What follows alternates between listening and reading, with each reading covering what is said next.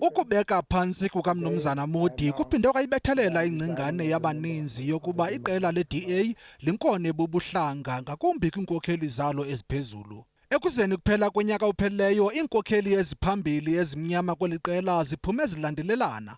Phakathi kwazo singabalula lowo wayesakuba ngusodolophu wesixeko saseKapa, unkosikazi Patricia de Lille, lowo wayesakuba ngusodolophu wesixeko saseRhawutini, uMnumzana Herman Mashaba, nalowo ebefudula eyinkokheli yeli qela, uMnumzana Mmusi Maimane.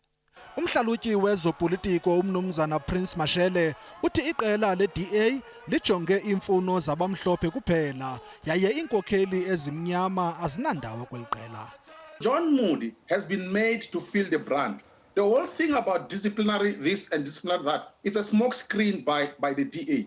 If that is why black leaders are resigning from the DA, why can't they release disciplinary papers for Herman Mashaba? Why can't they release disciplinary papers for Mmusi Maimane and every black leader who has resigned from the DA, including, by the way, Lindwe Mazibuko?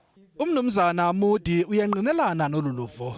This new leadership, these right of centre liberals who have captured the party, quite frankly, I don't feel at home. And over the past year, it has become really untenable to stay and remain in the Democratic Alliance. Ukanti iqela le-DA liyavuma ukuba ikhona imingeni kweli qela, kodwa lithi loo nto ayinanto yakwenza nabuhlanga kuba akhona namalungu amhlophe amkileyo kweli qela.